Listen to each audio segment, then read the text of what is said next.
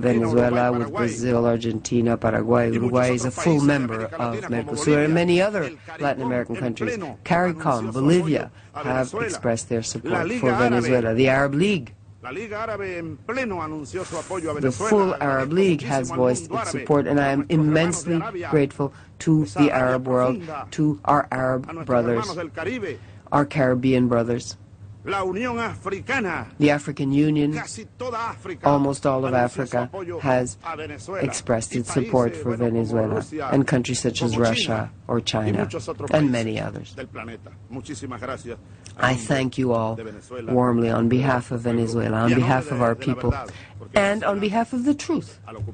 Because Venezuela, with a seat on the Security Council, will be expressing not only Venezuela's thoughts, but it will also be the voice of all the peoples of the world, and we will defend dignity and truth. Over and above all of this, Madam President, I think there are reasons to be optimistic. A poet would have said, helplessly optimistic, because over and above the wars and the bombs and the aggressive and the preventive war and the destruction of entire peoples, one can see that a new era is dawning. As Silvia Rodriguez says, the era is giving birth to a heart. There are alternative ways of thinking. There are young people who think differently, and this has already been seen within the space of a mere decade. It was shown that the end of history was a totally false assumption, and the same was shown about Pax Americana and the establishment of the capitalist neoliberal world. It has been shown, this system, to generate mere poverty. Who believes in it now? What we now have to do is define the future of the world. Dawn is breaking out all over. You can see it in Africa, in Europe, in Latin America, and Oceania. I want to emphasize that optimistic vision. We have to strengthen ourselves, our will to do battle, our awareness. We have to build a new and better world. Venezuela joins that struggle, and that's why we are threatened. The U.S. has already planned, financed, and set in motion a coup in Venezuela, and it continues to support coup attempts in Venezuela and elsewhere. President Michelle Bachelet reminded us just a moment ago the horrendous assassination of the former Foreign Minister Orlando Letelier. And I would just add one thing. Those who perpetrated this crime are free.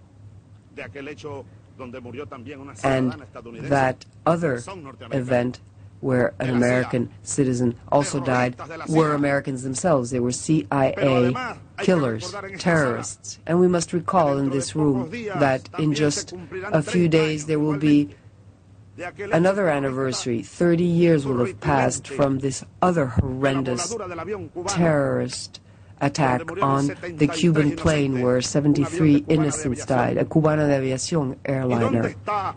And where is the biggest terrorism of this terrorist of this continent who took the responsibility for blowing up the plane? He spent a few years in jail in Venezuela thanks to CIA and then government officials. He was allowed to escape, and he lives here in this country, protected by the government, and he was convicted. He has confessed to his crime, but the U.S. government has double standards. It protects terrorism when it wants to, and this is to say that Venezuela is fully committed to combating terrorism and violence, and we are one of the peoples who are fighting for peace. Luis Posada Carriles is the name of that terrorist who is protected here. And other tremendously corrupt people who escaped from Venezuela are also living here under protection. A group that bombed various embassies, that assassinated people during the coup. They kidnapped me and they were going to kill me, but I think God reached down and Our people came out into the streets and the army was true, and so I'm here today. But these people who led that coup are here today in this country protected by the American government, and I accuse the American government of protecting terrorists and of having a completely cynical discourse. We mentioned Cuba. Yes, we were just there a few days ago. We just came from there, happily. And there you see another era born. The summit of the 15, the summit of the non-aligned, adopted a historic resolution. This is the outcome document. Don't worry, I'm not going to read it. But you have a whole set of resolutions here that were adopted after open debate in a transparent manner. More than 50 heads of state.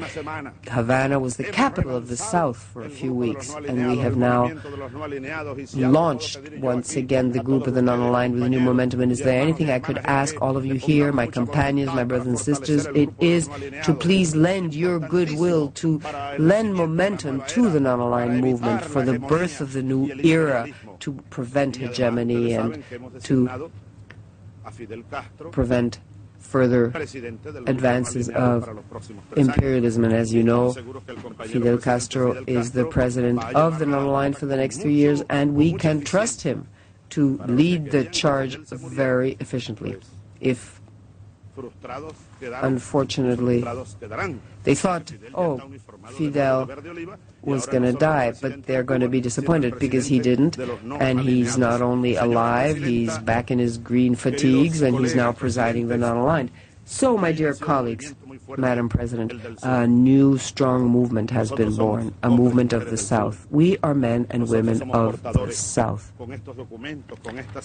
With this document, with these ideas, with these criticisms, I'm now closing my file. I'm taking the book with me, and don't forget, I'm recommending it very warmly and very humbly to all of you. We want ideas to save our planet, to save the planet from the imperialist threat. And hopefully, in this very century, in not too long a time, we will see this. We will see this new era, and for our children and our grandchildren, a world of peace based on the fundamental principles of the United Nations. But a renewed United Nations. And maybe we have to change location. Maybe we have to put the United Nations somewhere else, maybe a city of the South.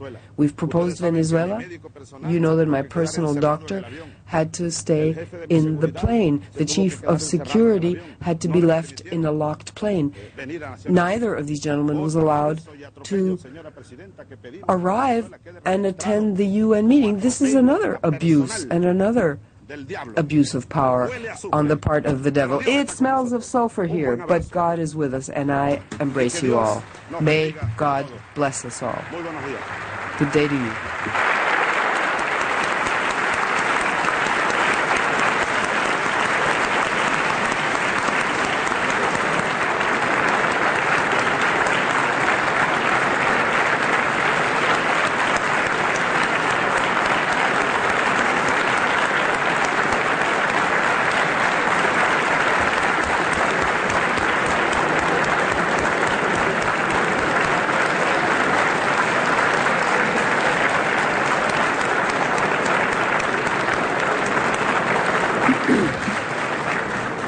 On behalf of the General Assembly, I wish to thank the President of the Bolivarian Republic of Venezuela for the statement just made.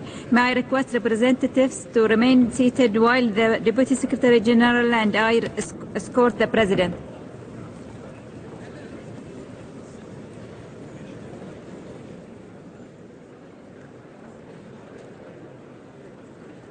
Now, Israeli Foreign Minister Tzipi Livni's address to the UN General Assembly. She spoke about the Israeli-Palestinian peace process and Iran's nuclear program,